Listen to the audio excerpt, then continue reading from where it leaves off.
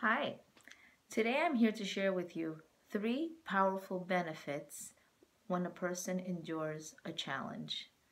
Let's face it, challenges are never easy. However, we learn from the Rebbetzin Yemima Mizrahi the three powerful benefits of having a challenge and overcoming the challenge.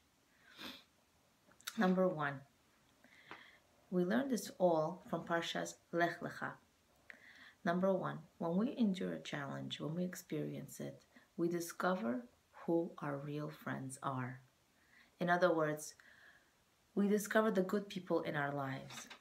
Avraham Avinu had three friends, and their names were Aver, Eshkol, and Mamre. Before Hashem confronted Avraham with the 10 tests, the 10 challenges he had to overcome, he said the challenges to him, he presented them to him when Abraham was alone. What is the reason for this? The reason was when Abraham actually endured the challenges and went through them, he discovered that he had only one true friend, and the friend's name was Mamre. Mamre's name stands for Mul Maher Rofacha Elokim, which means hurry to circumcise. Hashem will be your doctor. Eshkol's name stands for Inui Nefesh Ra, which means circumcision is torture.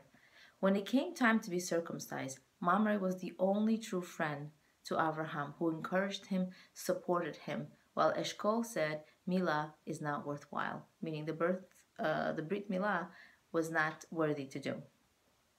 A challenge brings those who care for you by your side. You cherish their presence, and you really cherish their closeness very, very much.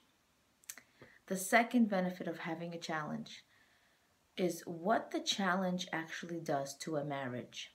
After much wondering, Avraham said to Sarah, Hine na yadati ki isha yefas mare'at. He said, I have discovered that you are a woman of beautiful appearance. Is this the only time Avraham actually noticed the beauty of Sarah? Rashi explains that Avraham turned to Sarah and said that during a long journey, a woman usually loses her beauty, but his wife stayed beautiful. A challenge of waiting for a salvation can turn a person to become sour, both in mood and in appearance. The hopelessness that a person perceives actually reflects on the person's actions, on the person's looks. But here we learn that Sarah strengthened herself with emunah, with complete faith in Hashem. Interestingly, Yafa is a derivative of Yapo, which means Hashem is here with you. Her ultimate emunah and faith in Hashem prevailed and reflected upon her beauty. In other words, Avraham is saying to Sarah, because you spoke to Hashem all this time, you came out strong from this challenge, and you're so much more beautiful in my eyes. Unfortunately, a challenge can easily unravel the threads of a marriage, but a husband and wife can reach impossible heights otherwise in their marriage only through transcending their pain by trusting Hashem and working together to strengthen and support each other. If you think about your marriage, those of you who are not married, I wish this blessing unto all of you, Be'ezrat Hashem. But if you are married, you really understand that what makes your marriage so great is when you prevailed together, when you had challenges, you really saw how much you care about each other, when you had a challenge to endure. And the last benefit that Rebbe Yemima Mizrahi talks about is the challenge of waiting, the challenge of having to wait for your salvation to come through prayers. The Jewish people are no strangers to the waiting game. Instead of expecting instant gratification, we are working hard toward a return that we will only later enjoy in the world to come. The prayers of a traveler in their journey of life is so precious to Hashem. In other words, someone who's subject to the pain of indefinite waiting, whether you are waiting to get married, whether you are waiting to have a child, to have parnasat tova, to make a substantial amount of money, to have better health, no matter what it is. It's the you're challenged by waiting. You're praying constantly. But the prayers of a traveler in this journey are so precious to Hashem. They reach a very special place in Shemaim, in the heavenly court.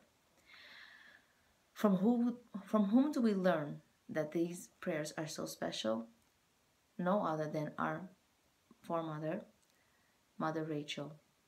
Nothing came easy to her, whether it was getting married or having a child.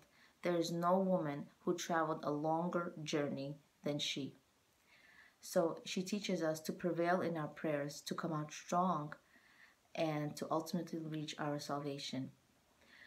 I would like to leave you with a practical tip about having a challenge. Someone shared the story with me, and I found it very profound.